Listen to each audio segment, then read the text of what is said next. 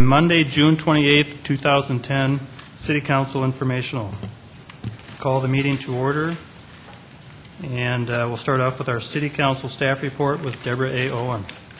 Thank you, and good afternoon, Sioux Falls City Council. I'm handing out for you to review is the City Council's priorities for the legislative sessions for the past 4 years. We have, working with Councilmember Brown, working to get Yvonne Taylor, who's the Executive Director of the Municipal League, here in the second Monday in July. But I wanted to give you that because that was discussed at our City Council working session last week, to give you some ideas of previous policy issues that we raised that were important to the City of Sioux Falls, and particularly the Sioux Falls City Council, for the 2011 legislative session. So kind of some working documents to review and prepare for the July 12th meeting. In addition, we had an email. Another thing that came up during our working session was about having a banquet, serving at the banquet. And so I know there was some emails sent out by Denise Tucker on staff about available dates. If you could get back to us about possible dates for the breakfast, we can begin moving forward Deborah, with that banquet. Yes. I don't believe that Denise sent that to the whole group. Oh, she did not. She only sent it to me as the official pointer on that project, and so Thank you. I did want to toss it out to the group, though. There were a couple of days open in July right away. Otherwise, I was concerned that we may want to wait until September after the budget process had taken place. So I will go ahead and forward that to the group, if you wouldn't mind kind of responding to Denise then, so that it's not a violation of anything. But I'll kind of shepherd that and make sure that we do it. So thank you, Deborah. Thank you very much. That's all I have. Any questions of Deborah? Okay, seeing none, we'll move on to the next item. Mayor Uther, you're here. Thank you, Councilor Jameson. With your permission, I'd like to present the capital improvement plan to you good folks, and I'd like to use the podium with your permission. Oh, you bet. Thank you.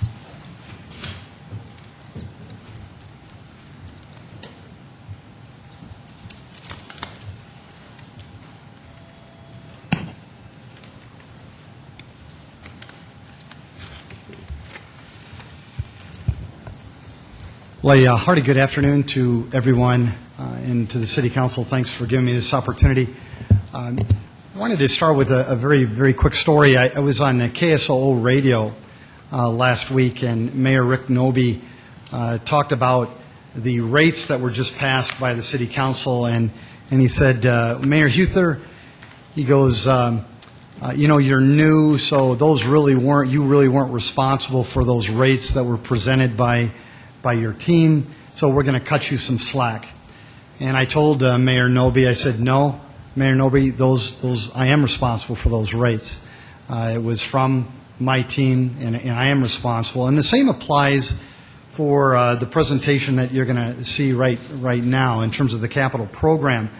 I'm very blessed by the team that I have. They put in a lot of time and effort into this. However, as you're going to see by the title, it is Mayor Mike Uther's recommended capital program. And I'm going to go through that with you today, just kind of give you a flavor of what you're going to see, and then certainly we're going to hand it out to all you good folks. When you build any plan, you have to have some assumptions, because remember, it is a plan, it's a forecast, and so you start with some very, very basic assumptions. What we started with when we built this plan was that we wanted to build basically an assumption that there's going to be a 0% year-over-year revenue growth from 9 to 10, and then again from 10 to 11. Gene Roanhorse is going to give you some numbers here in a very, very brief period of time that will reflect some better news than that. But I think, as you good folks know, it's been an up and down year, and we are going to, at least for planning purposes, we are going to use a 0% year-over-year revenue growth. Then in 2012, we were planning on 2% growth, and then in 13, 14, and 15, for the purposes of planning, we used a 5% year-over-year sales tax revenue growth. Then, of course, when you build models, you have to look at some of the other revenue assumptions in there, and of course, you good folks just passed the rate models on Monday, June 21st, and those were incorporated into this plan as well. not only do you get money in terms of on the revenue side, but then you also have to spend it. And when we were building this plan, one of the things that we found that was of good fortune is that right now we've got a very, very favorable bidding environment, and it's allowing us to invest even more into the infrastructure and ultimately provide a higher quality of life for all the good people in Sioux Falls. And that really helps when you can go out and bid a project, estimating that it's going to come in at X, and ultimately it comes in much lower than that. That's a good thing. It allows you to either save money or invest money in other worthy projects. And ultimately, we believe that favorable bidding environment is going to continue on into next year and beyond. One thing, too, I wanted to make you folks aware is that even though Mayor Munson and his team, before he left, they did hold back some projects for 2010. They did. One of the good things that has happened is that because of the favorable bidding environment, we were actually able to accomplish some of those projects that were originally held back, or they were put into the capital plan that you're going to see in 2011, 12, 13, 14, or 15, so that's good news. And then, of course, the enterprise funds that we just got done talking about last week and for the weeks before, it really helped plan for our future needs, as well as it provided the adequate reserve levels that this city needs as well. The capital program, the overview. It's a big old book, folks, and you'll be able to see everything online, but there's a ton of very, very worthy projects over the next 5 years that the City of Sioux Falls would like to accomplish. That's going to cost us around $387 million over the next 5 years, but it will move our city forward at a very, very impressive level. $61.4 million of that is going to be spent, or at least we're planning to spend that in 2011, and we'll tell you more about that. And just to kind of compare it to where we're at in 2010, and this is purely an estimate because, again, remember, this is only June, or we just finished June. We are estimating to spend about $93 million in 2010. So already you can see that we are planning on a more conservative plan in 2011 than 10, but there were some big expenditure items in 10 anyway, but at least we wanted to kind of give you some comparison. Looking at the 5-year overview, and again, in terms of a comparison for you as you evaluate this, whether you want to approve it or not. When you compare the 5-year trends from 2010 to 2014 in terms of what was planned to be spent, and then what you're going to see in this document here in terms of 2011 to 2015, the capital program, you're going to see that for the 5-year period of time in the prior capital improvement plan, they were planning on spending $472 million. In the plan that I am presenting to you today, we're planning on spending $387 million. That is a decrease of about 18%, or about $85 million less than the prior 5-year plan that was presented. When you compare 2011 in terms of what was presented to you last year in terms of what would be spent in 2011, in the original book, it was an identical book, only it said 2010 to 2014. When you look at the 2011 line in terms of what was planned to be spent in the year 2011, originally it was $76.9 million. Now we're planning on spending $61.4 million, or $15.5 million less than the prior proposal, or again, about 20% less than the prior plan. As you've heard me say time and time again, not only during the campaign, but also after I've become mayor, my focus is going back to rebuilding, repairing, or ultimately replacing the basic needs of our city. And you've heard me talk about things like roads, parks, the infrastructure applied to both of them. In my mind, the message was very, very loud, and it was very, very clear. that these folks of Sioux Falls, the good people, the citizens that live here, the people that pay the tax dollar, they want us to get back to basics and bring back a sense of pride to things like our streets. And of course, we've got a great park structure, but there were still some facilities that needed repair.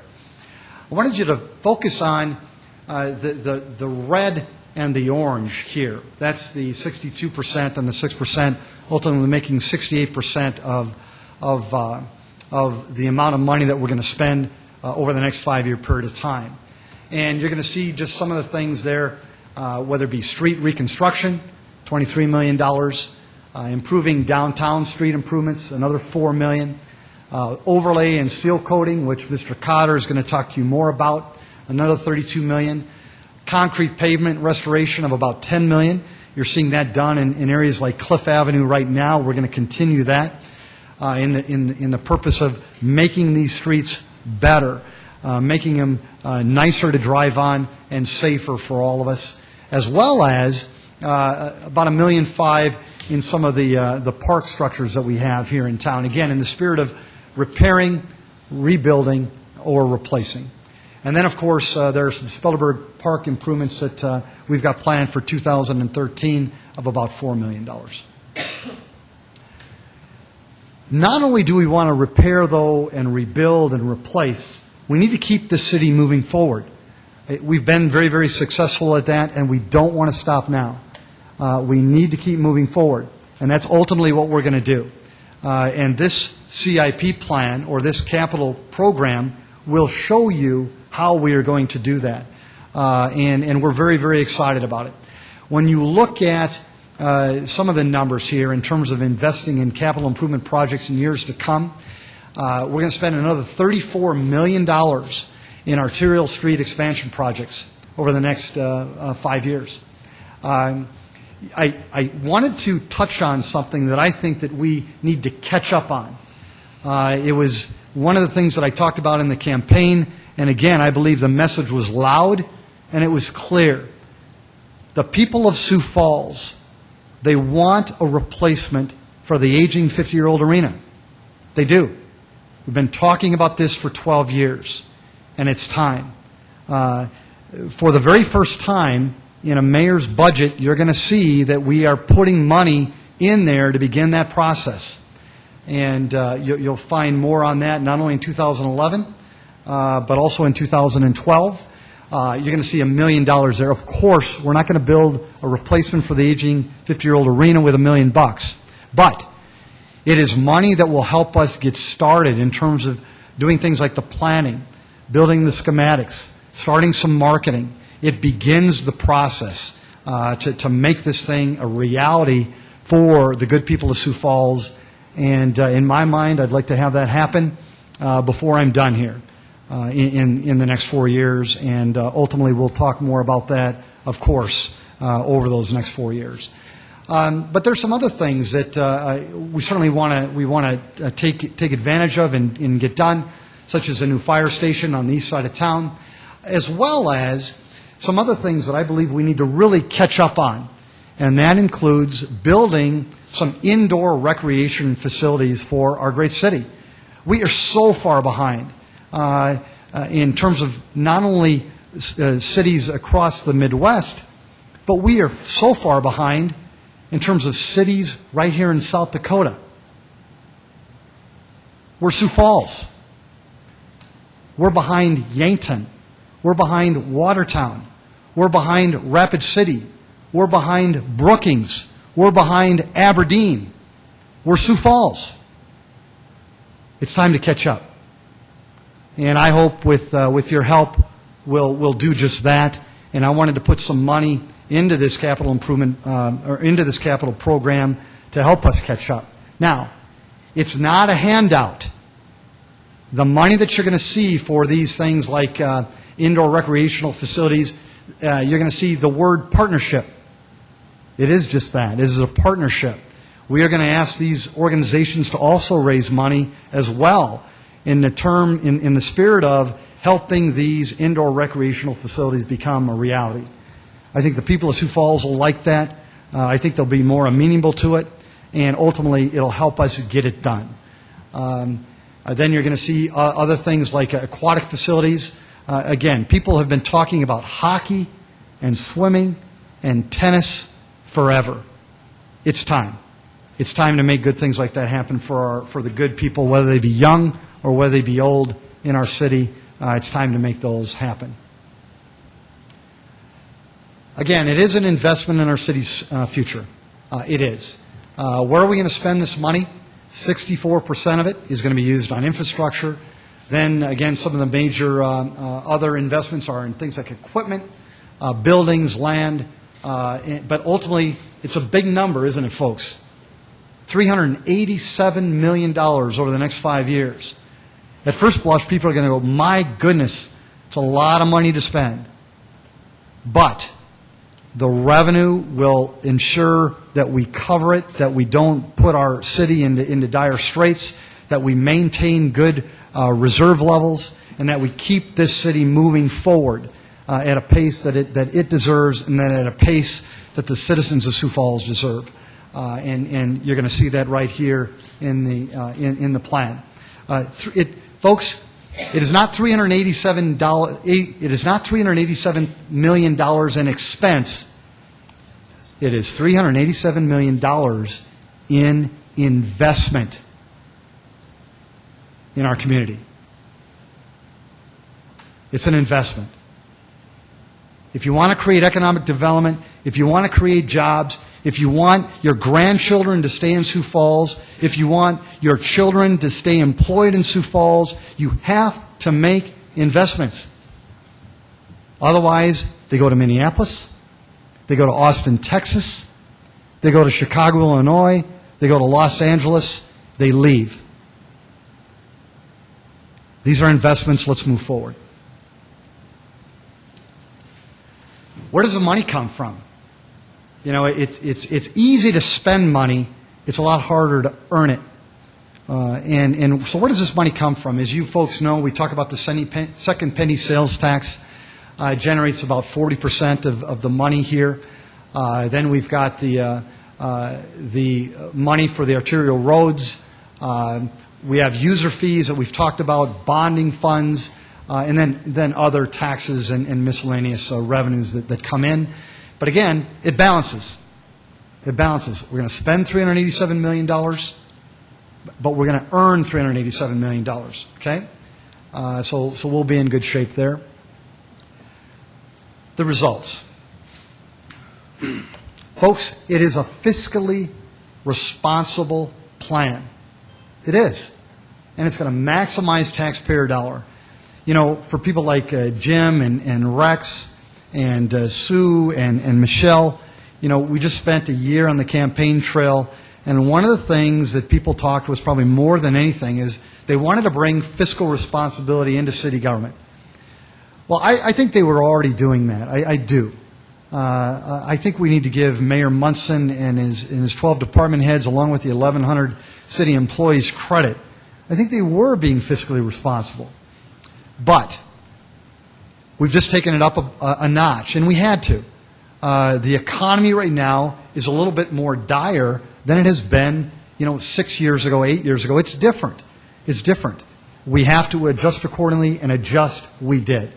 And so I want to let the people of Sioux Falls know we've presented a fiscally responsible plan that I think all of us will be very supportive of. It does focus on reconstruction and replacing infrastructure, which again was another thing that we heard loud and clear. And as well as I wanted to make something very, very clear. When I stepped into the mayor's role, one of the very first things that I did is I asked the department heads to present their capital projects to Gene and to myself, and they did that. They also heard the message over the campaign trail. They did. They presented a program that was already fiscally responsible before this Mike Uther guy got in there. I'm not going to take credit for this. They already did it. They took the lead.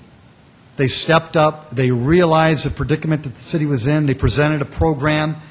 And then guess what? What we did, what we're presenting here today, is every single one of their items that they presented is in this book for 2011. Every single one. I know there's been rumors out there that Uther went out there and he cut them all. No, he didn't. He didn't have to. They had already presented a fiscally responsible program to the mayor, as well as we had some great things like bidding efficiencies that were coming in that we were realizing. That helped as well. And then guess what? We even found some opportunity there to move up some things, like the Kaylee and Ronning Branch Library improvements, like fire sprinklers for City Hall, and yes, putting some money aside to finally getting the event center built that we'll all be proud of, and that'll take care of us for generations to come. This is it. It's a 2011-2015 capital program. We've got a copy for all of you. For the good people of Sioux Falls, we want to make you. We didn't want to present. We didn't want to copy 157,000 of these. We didn't. We're green. We're a green city. We're going to become more green, but you can go online. It's available to all of you at www.siouxfalls.org. It's got all the detail there, everything. If you want to see what we're going to spend all that money on, and if you want to challenge it, if you want to call your city councilor, please do. Let them know that there's something they're missing or there's something that you don't believe in. This is your opportunity to get involved. And then I wanted to end it by saying there's more conversation that's going to occur about this, not only on the capital program, but also on the operating side of the budget. That'll be presented not only by me, but also by those 12 department heads. And we'll start that on Thursday, July 22nd at 1:30, and we'll continue it on. Again, I thank you for the opportunity. There will be plenty of questions, I know, over the months to come or month to come, and I look forward to it. To the people of Sioux Falls, I thank you, and to the City Council, I thank you. We will now hand out the book, and Deborah, we've got a copy for you as well. Thank you very much.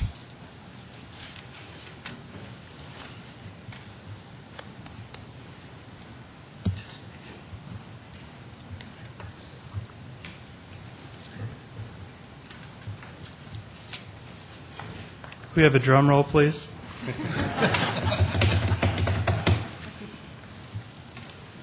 All right, any questions of the mayor, I guess, at this time? Mr. Oldhurst. All right, let's move on to the Audit Committee, I guess.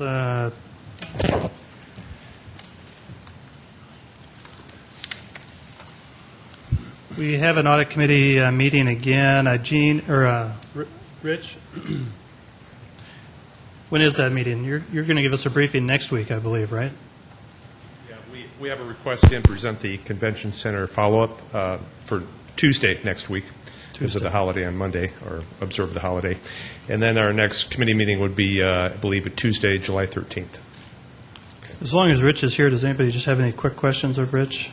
Just otherwise, we'll cover it next Tuesday. Okay, Rich, thanks. All right, thank you. Let's move on to the Fiscal Committee. We will meet it'll actually be Tuesday, July 6th, because of the holiday. So that will be right after the informational.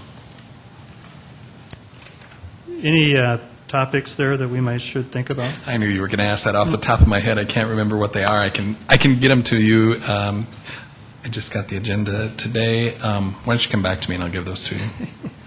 All right, we'll give Councilman Brown a couple of minutes. Land Use Committee, we're meeting next after this, but Bob? That's right. Like I say, we haven't had a Land Use Committee in quite a while, so there's no previous efforts to report on, but we will be meeting shortly after this meeting, and Tamara's informed me she needs 10 minutes to set up in between the end of this and the next one, so we'll have that little time delay. But the thing that we will be talking about is zoning notification, the process of changing zoning and whatever else comes to our mind. I see Citizen Timmer walked in and walked back out. He'll be there in attendance, and as well some other officials. So if you're interested in these subjects, please stand by. Councilor Brown, you're back. Yes. We have 3 items on the Fiscal Committee for July 6th, Tuesday, July 6th. Review format of our monthly financial reports. We've talked about trying to find a way to simplify those based on the requests of the council.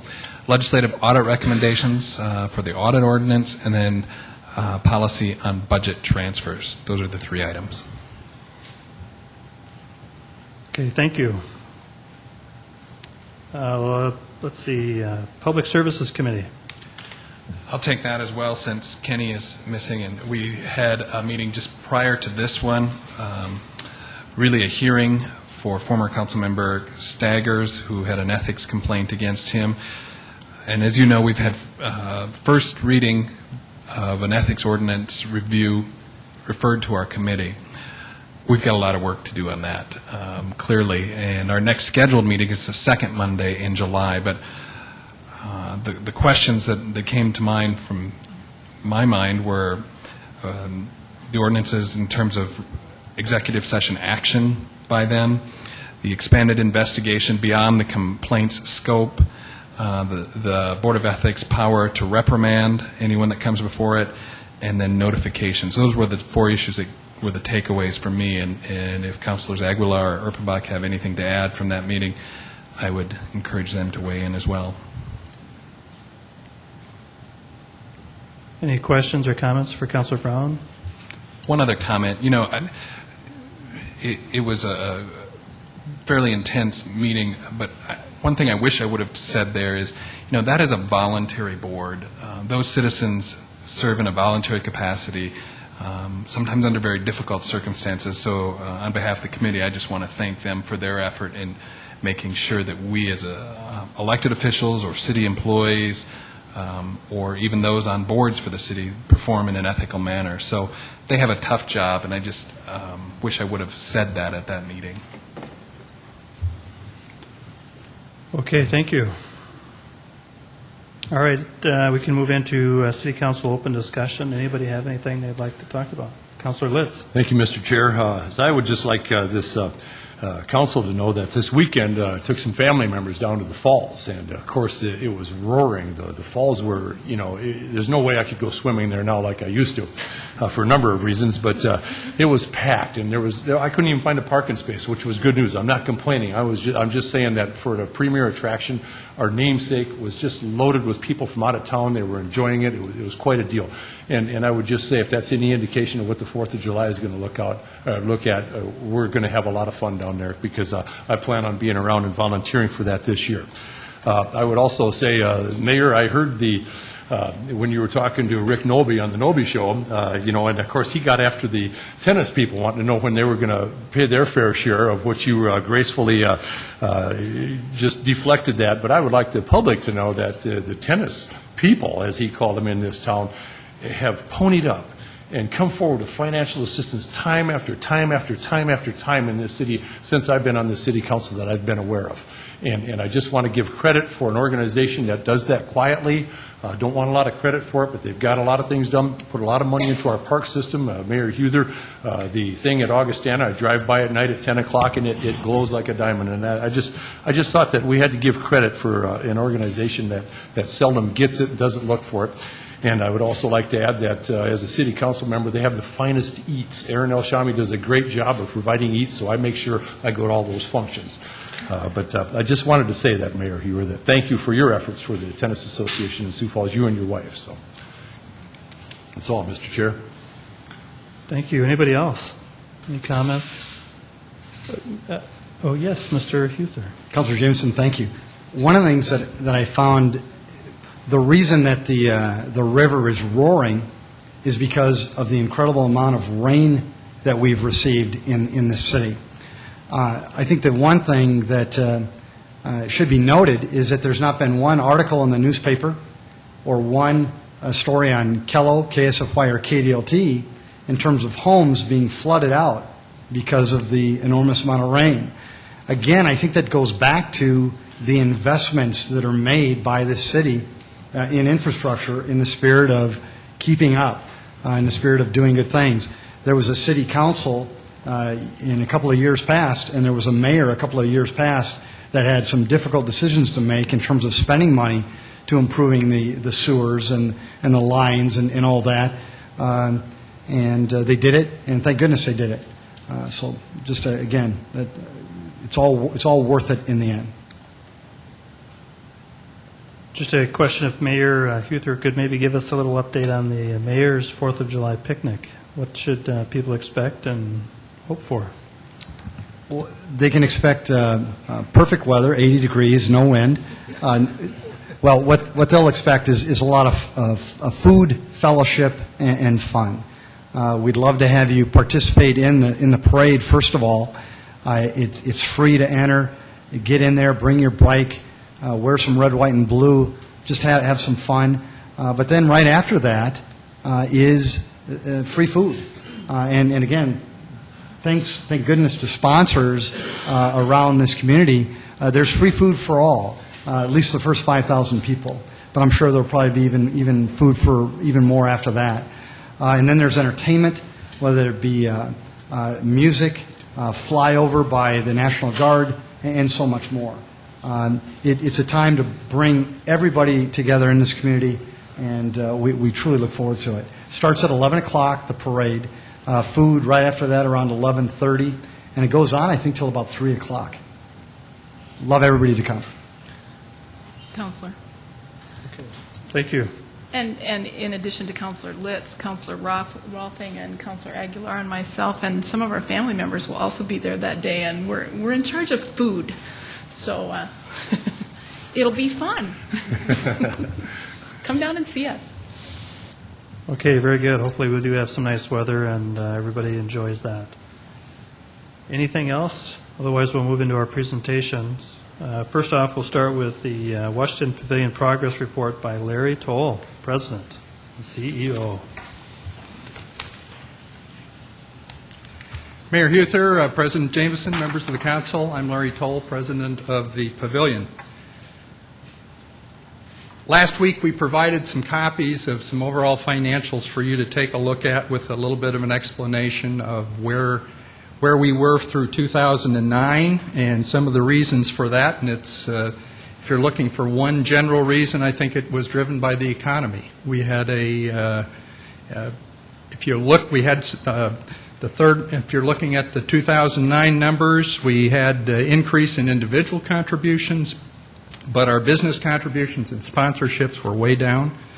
The facility rentals, which are also usually business-driven, were down year over year, and our cafe, the catering that we got from those businesses, were down.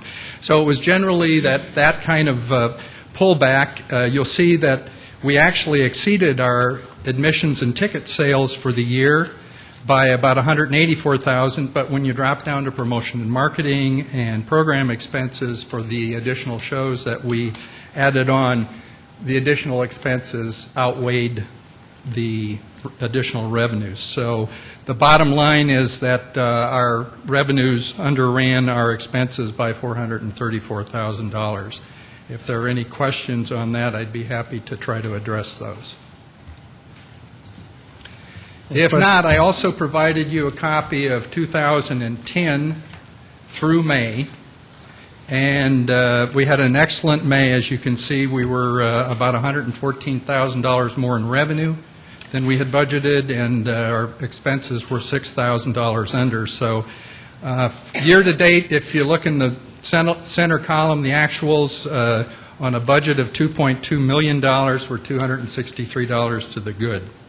One thing I would say is this budget excludes all of the revenues and donations that we've had for the Mary Somerville Hall naming, which totals about $746,000 right now. $625 of that is cash, and we've had already collected about $200,000 this year. We've done a cash flow analysis for the remainder of the year. We know what our cash flow looks like. It's conservative. We have a really active and engaged finance committee, and sitting behind me is Richard Vandemark, who is the treasurer of the Board of Trustees as well as the board member on that executive finance committee. So, and also have Jane Hathaway, who is the vice president of finance. So if you have complicated questions, they are very familiar with them. But I'd also like to say that there's a lot of other things going on that I think are directional in where we're going. We've had 12,000 people through the Science Center in May. We have 630 kids in the pavilion going to summer classes this year, and camps. That's versus 330 last year. Memberships, this month alone, we're at 329, and we haven't had over 300 memberships since 2005. So this may be a couple more days, we may beat the membership numbers. We've got Andy Warhol coming next year, Ansel Adams the year after that, and the Sculpture Garden, which most people say, where's the Sculpture Garden? We're adding 6 or 7 new sculptures in that, and we'd like to have an open house there, and I'd ask your forgiveness to get the park department maybe to deliver some benches so that people downtown can go in there, they can enjoy the sculpture, they can have lunch.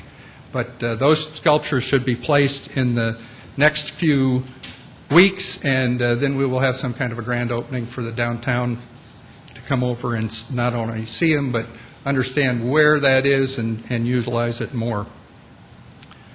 Sustainability is an issue we've had to work with. It's how do you take a business in this new economy and make sure that it's sustainable long term. That's one of the reasons we've pulled the Somerville money out, is because we need to find a model that works year after year, month after month, and not based on special fundraising. We've got Audience View, which we'll do an upgrade to that, which is our ticketing system, and that'll allow us to do ticketing for the symphony, for anyone else that wants us to do their ticketing for them. It will allow us to load other venues. Say O'Gorman wanted somebody to do their ticketing for them. We could load their hall into our system and do the ticketing for them. So as long as we don't have to add additional people in the box office and we can balance the load, we can take on more business and really don't have incur any additional cost, or at least minimal. We put on the Sioux Empire Arts Council has already moved in. Nan Baker was named a couple weeks ago. She's moved into the pavilion. The symphony moves in about a month.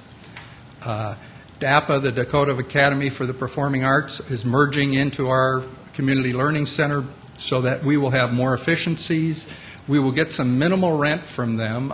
We'll save them some money. But we'll also look at other ways that we can do business together and find a way that everybody saves money, be it telephones, computers, Internet access. We don't all need pipes into the Internet.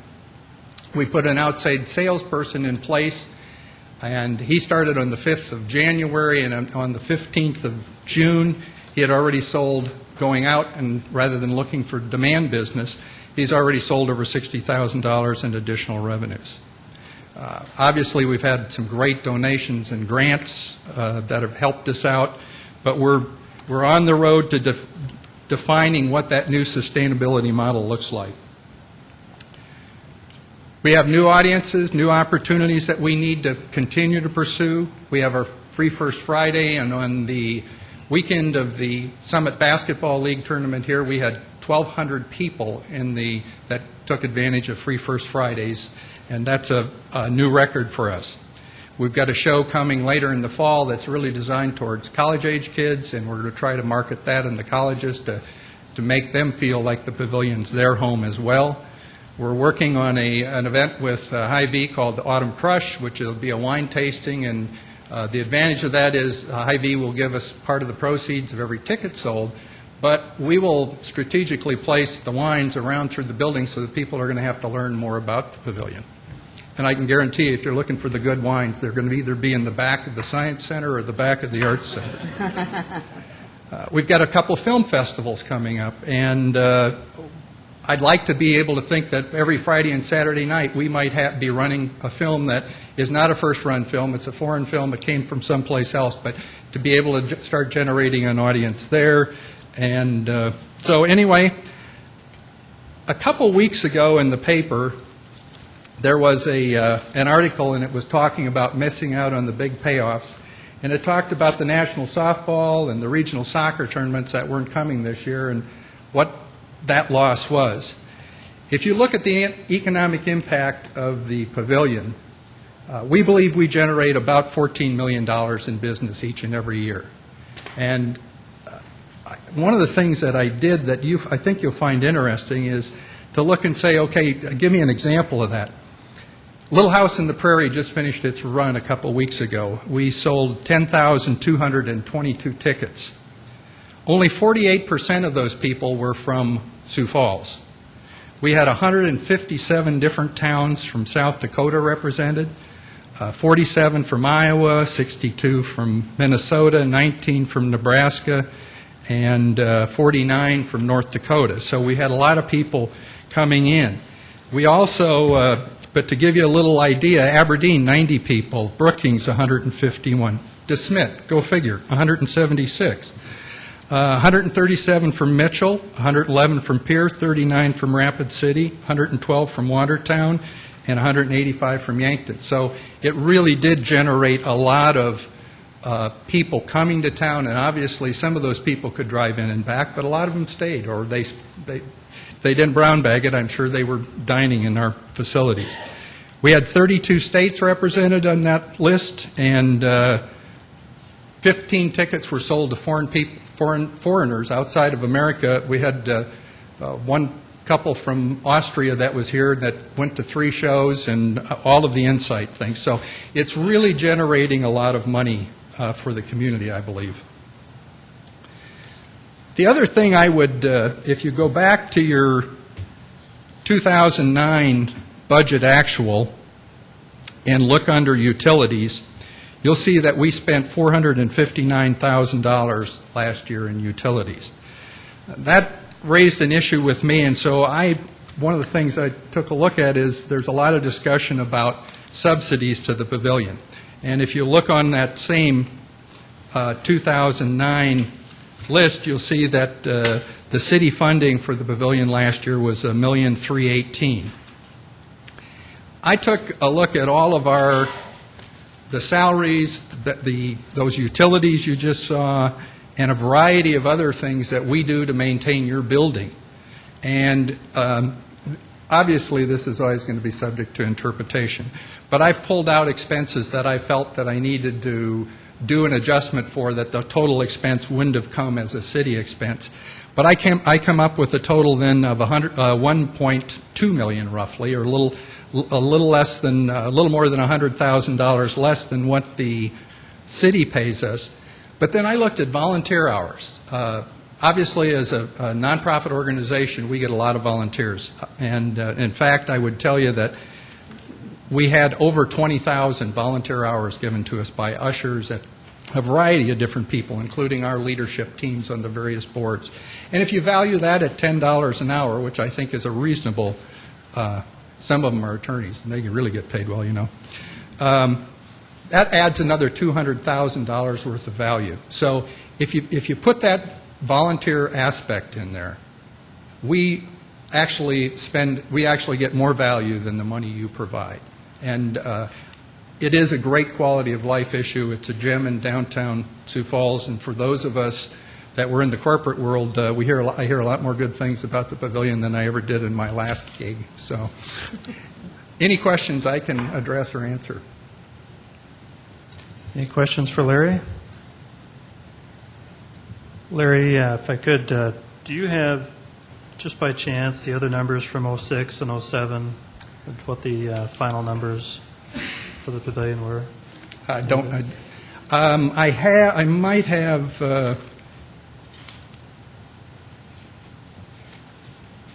I want to say 06. We were a positive $50,000. Last year, you can see 08 is on there at a negative 200 and.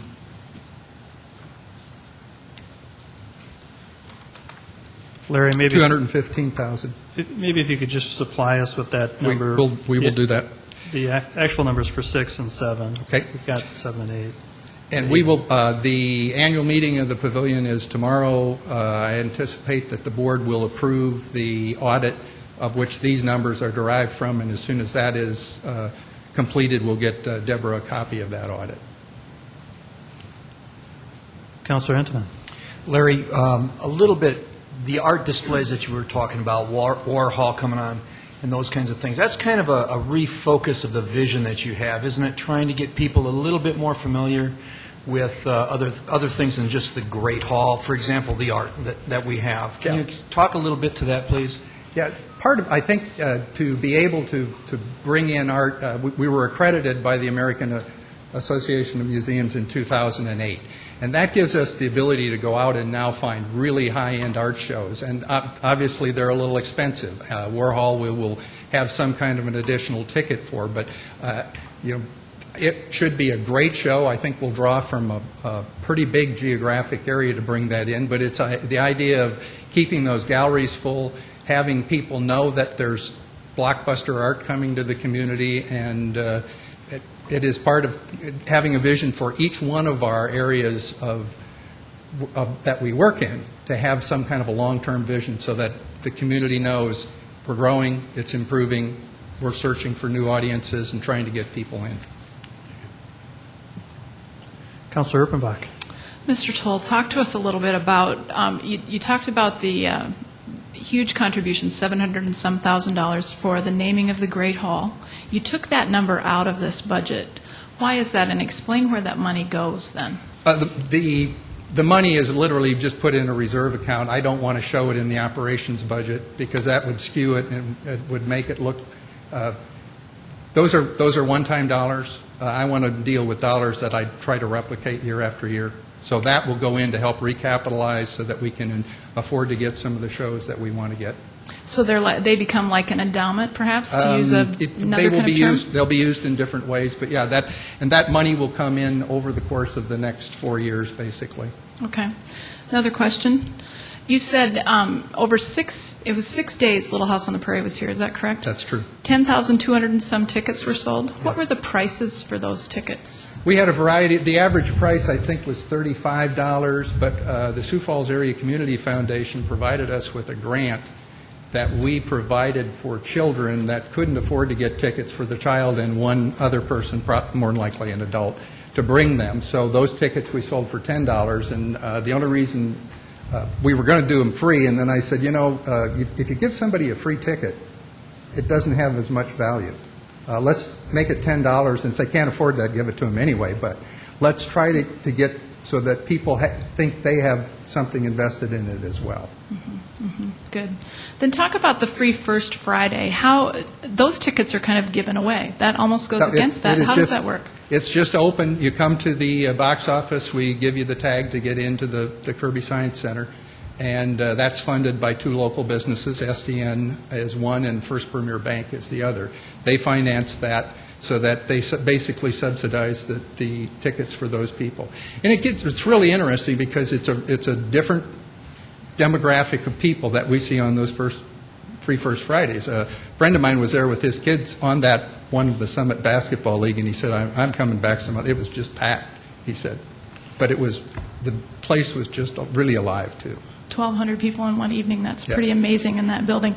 One last question then. If I have a membership to the Washington Pavilion and I buy one of those kind of expensive tickets to the Little House on the Prairie show or any other show, do I get some kind of deal if I'm a member of the Pavilion? You do. I think it's, Jane could shake her head yes or no, but I think it's a 5% discount on those tickets. Okay, good. Plus, that we also repriced. When I started, we had 30 different prices in the Science Center, and families would stand in front of the box office, and 2 kids would want to go to one movie, and one of the kids would want to go to another one, and it was an upcharge to go to the Cinedome. We were only seeing about 30% of the people going to the Cinedome, so we did away with all that. We have 2 ticket prices now, adults and seniors and children, and you get, if you want to see both movies, see both movies.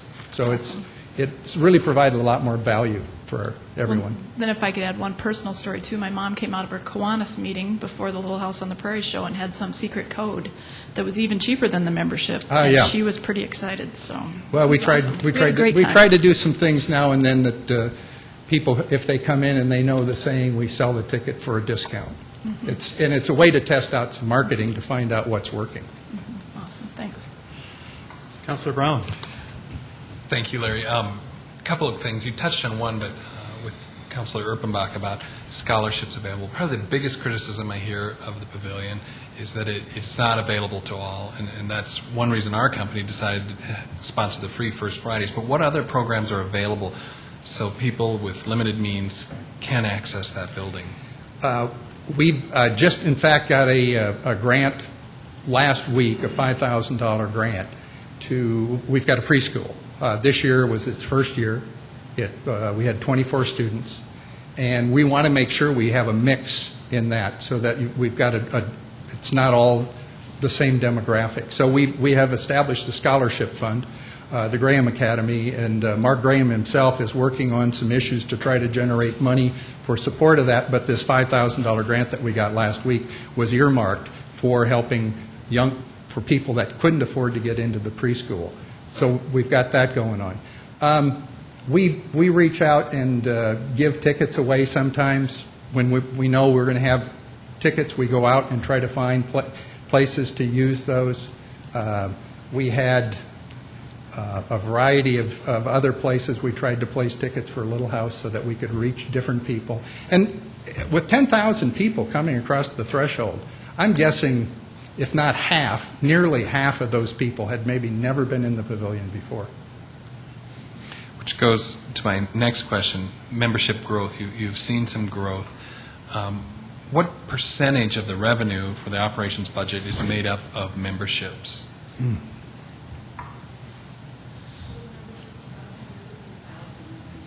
It's 150,000, Jane says.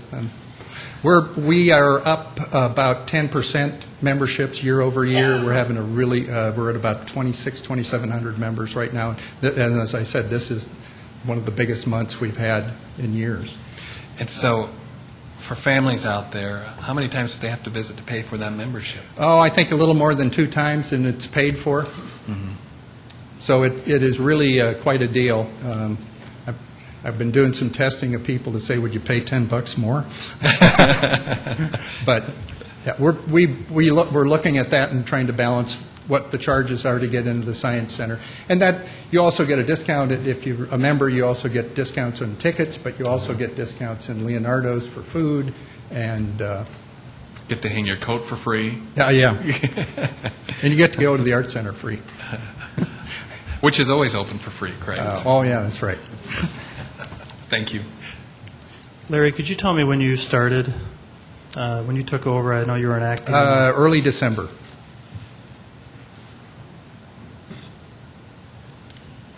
First off, I got to tell you, I sure appreciate your efforts and your jumping right in, and congratulate you on your new appointment here.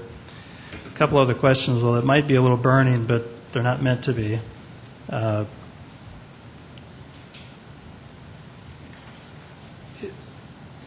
The idea that there's $14 million contributed back to the community, could you help us understand how you came up with that number? And are you using the same standards that other entities are using to? Yes. Okay. We use a model that is developed by the it's called the Arts and Economic Prosperity Calculator, and I want to say that it is provided, the design comes from the Americans for the Arts, and we plug in the population of our community, our total expense, the total attendance, which is about 350,000 a year, and then it calculates what the economic impact is to the community. And it comes out 13.8. I know you took over at a lousy time in the economy, and there's a lot of things out of your control, but I think you've made some great changes to curtail this loss. But, 434 last year as a loss. We've got to be concerned about what's happening in 10.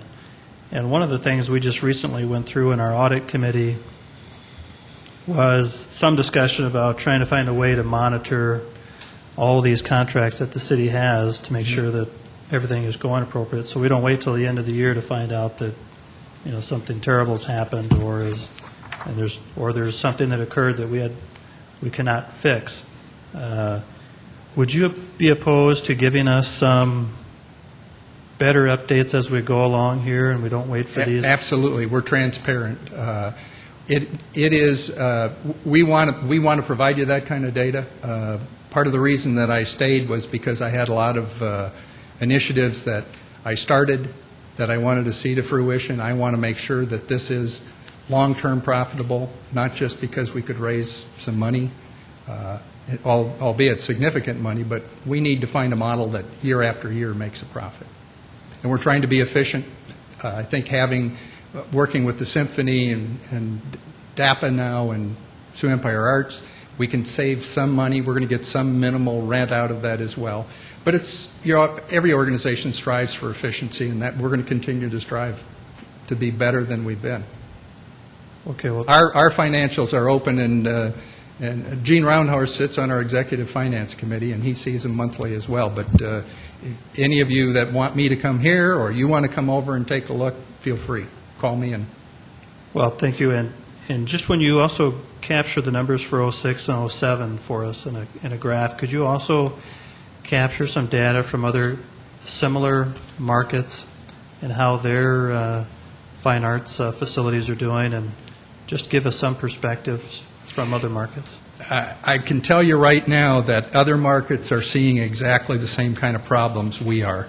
The arts are struggling. Michael Kaiser, who is the president of the Kennedy Center in D.C., has been doing a 50-state junket, talking to people in the arts and talking to them about what it takes to survive in this kind of an environment. And we've seen a lot of major organizations go bankrupt, symphonies, operas.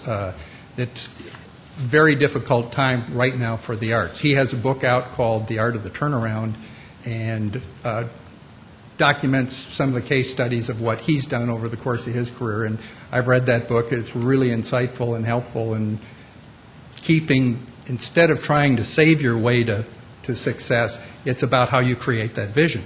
Because the vision is what people cling on to, and and if you're seen as successful, people want to get on board and help you. And this community, every place I go, people say, what can I do to help?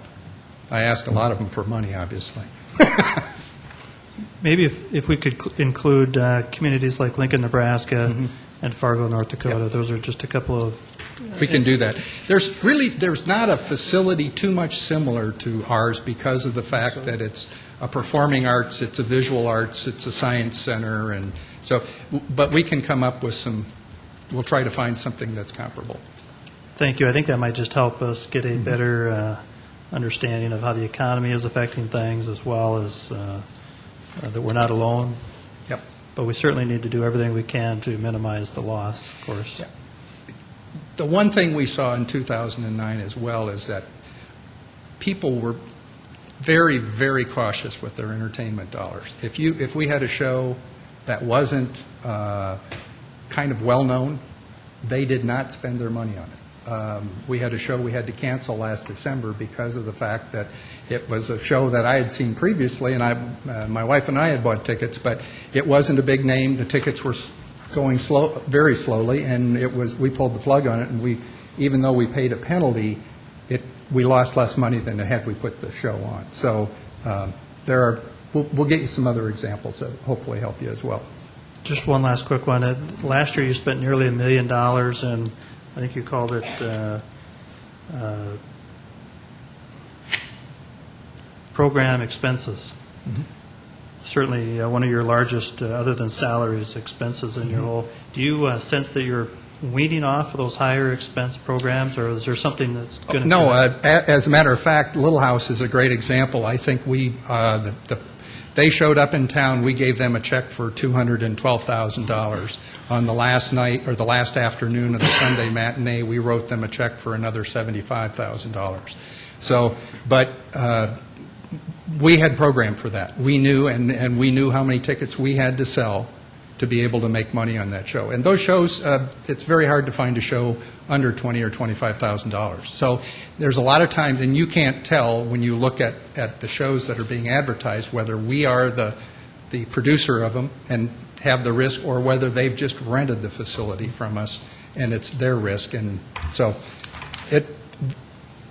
it's interesting because some of the artists, it's been a little soft, so there's some negotiation that can go on.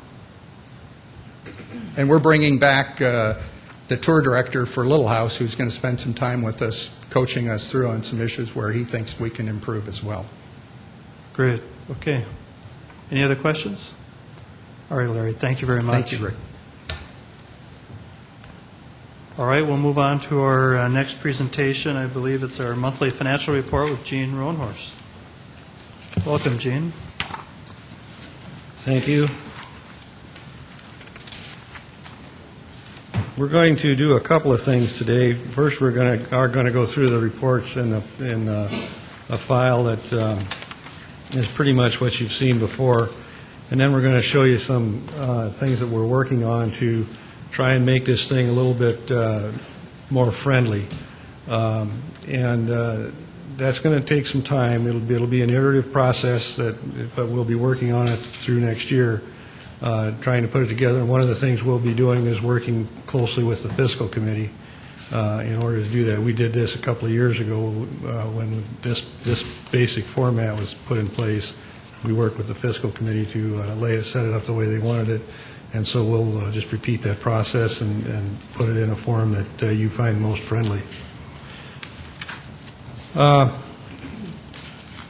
good news is there's not much news initially, at any rate. Looking at page 1, which is the general fund, our balance, or our percentage of the budget that's been used is about where it should be. There's really nothing out of line there. One thing I would point out, under licenses and permits, we did sell a $155,000 liquor license in the last couple of weeks, so that's showing up in there. And there's Jeannie, can you tell us who bought that? I can't, not that I can. I don't follow who buys them, but All right.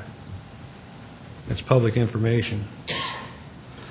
And then we have one other liquor license that we should get some money for at some point. Well, maybe we will, we won't. It's tied up in court, and it's a fight, so that'll be coming through. But other than that, like I say, the percentage of use of the budget and that seems to be pretty reasonable. We're within standards on our percentage of unreserved fund balance.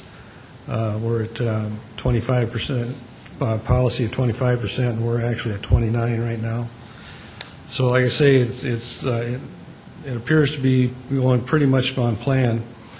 On page 2 is the sales tax.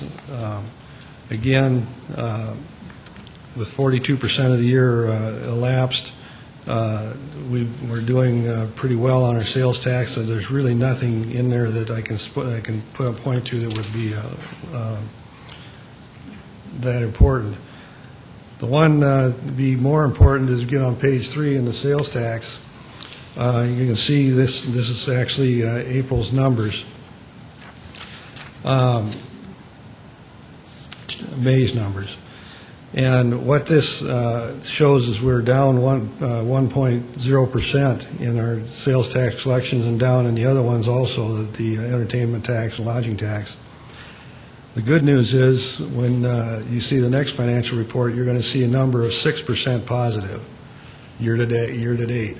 So we had, if you remember what happened, we had 6 days that we were short last month. It appears that we've made that up and then some. So that's good news, but it's still a frustration, again, to try and track this thing and maybe be able to get out ahead of it a little bit. We will continue to work on that issue, and I know the Municipal League is paying attention to it to try and keep it going. But the 6%, I would characterize this as we're very pleased. It's obviously a step in the right direction, but it's only one, and I wouldn't take the money and spend it just yet. We need a little more time before we start doing that, but we'll see how it comes out going forward. The unemployment rates in South Dakota are seeming to slide down a little bit, which is good. So maybe things have turned around, but it'll take 2 or 3 more months to see if that comes out as what we think it will be. One of the things that we'll be discussing with the Fiscal Committee, there's a lot of data in here, primarily dealing with the CIP, and it's diced in here. It's about 3 different ways that it's been cut in that. We're probably going to eliminate that information. You'll still be able to get a hold of it. If you want it, we'll be happy to provide it, but it will not be in this report anymore. one of the things we're going to do, and that's based on the Fiscal Committee, if they, of course, if they want to keep it, we'll keep it, but one of the things we want to do is we want to make this thing more simple, easier to handle, and more user-friendly, I guess is the best way to put it. We've got, where are we ready to go with it? We're going to start getting some economic indicators for you, and just here's some things that we've looked at. This will actually be in 3 separate slides if we use it. The Sioux Falls MSA unemployment rate, that clearly seems to be something that's good. And again, this will be input coming in from the Fiscal Committee that we'll use in here. And you should please contact the Fiscal Committee members if you've got some feelings on it. Let them know so we can get that in here. Building permit valuations, that's obviously seems to be a no-brainer. Let's go to the next page. Some general fund revenues, we'll take a look, see at that. What these are is charts that are showing month-over-month revenue, so to be able to look at months right now, you're looking always at year-to-date, and that's one of the things that makes this thing bounce around a little bit. We'll try and get this in a little more usable time. Year-to-date revenue by source. I assume the council would find that as useful information. I'd like to know where that comes from. You can see the year-to-date revenue where we're at this year, 2009 to 2010. You can see we're just right together. It's following very closely the previous year. Let's go to the next one. Month over month again. You can see we got some variations in there. March, what was that? Snow? Forgot what that one was, but you can see how the month-over-month revenues. You'll be able to see how they are year to year, and month at a time. You can't really see that under this method that we currently are using. Next, year-to-date revenue by source. This is a large enlargement of one of the 3 that you saw earlier, and again, it's got some good information on our license and permits, intergovernmental. So that's money coming from other government agencies. So hopefully something like this will be of use. Next. And then general fund expenditures. Month-over-month expenditures. This spikes around a little bit more, but you can see that the variances or the differences very well. And then the one up in the upper right-hand corner, again, is the month-by-month one, and it's tracking very closely on the expenditures that we're incurring at the present time. Next. And the month-over-month expenditures. Good comparison, year-to-date expenditures by department. This is something that may be of interest when it's broken down this way, that you can see by department who is tracking by difference from year to year or something of that nature. It's very good tracking information. Next. And that is it. That concludes my report. If you got any questions, I'll try and answer them. Councilor Brown. Actually, probably not questions, just a couple of comments. First of all, Gene, I like the charts. I think that's very helpful. Just don't take any advice from Cotter on charts, okay? You talked about the issues with the Department of Revenue. South Dakota Municipal League is going to invite the Department of Revenue to the tax policy committees in August, and I believe I have you assigned as a member of that, so come prepared with questions. I'll be there. And then also to the other members of the council that aren't on the Fiscal Committee, please give thought to coming to that on Tuesday the 6th so we can get all of your input on what you want to see in the monthly reports. Councilor Entenmann. It might be useful, and I don't know if it's possible, Gene, some of the state tax figures, I think would be useful to a point that it gives us a comparison about how we're doing city-wise versus how the rest of the state is doing. I'm not saying that we can draw very many parallels, but it's nice to know how we're faring compared to other areas of the state, too, and tax collection and stuff like that. Those numbers might be useful, too. Whether we get them quarterly, maybe, I don't know if it's available by the month I or think you whatever. can get them pretty much monthly, but they have state sales tax filings or something, I forget what it is, but it's the precursor to the cash coming in. And it seems to be much smoother in its reporting and looks like it's more useful than the cash. Now, we have to watch the cash because we live on cash. So we will always be doing that, but we may be able to use the other. There are a couple of other tax sources that would be useful. We're going to be looking at a lot of stuff. There's a lot of information on the internet that other municipalities do, and I'm great at plagiarizing. I think it's a great sport. Good. Anything else, Mayor Uther? Councilor Jimson, thank you. This was done not only in the spirit of helping out the city council, but of course trying to be more open to the people of Sioux Falls, and that's why Gene and his team put that up for all to see. It's just a step. It's only been 30 days, but I think it just shows that we're trying to keep it simple, stupid, as best we can. The more simple we can keep it, I think the more open it becomes and easier for everybody to understand. So that Finance Committee, thank you for doing that. Tear it apart, and then Gene and his team will definitely attack it. One of the things I've asked Gene to do is on the very first page, I'd like him just to put together some bullets on what he just sees as an overall trends that are happening, issues, opportunities, comparisons, and then we can share that with all of Sioux Falls too. But thanks, Gene, to you and your team for doing it. Thank you. Anything else for Gene? All right, thank you, Gene. Okay, any other last thoughts, comments? Anybody have anything? Okay, we have a Land Use Committee meeting starting here. I think the clerk has asked for 15 minutes to prepare for that, so we'll reconvene here at 5:25. Is that right? Thank you, and we are adjourned.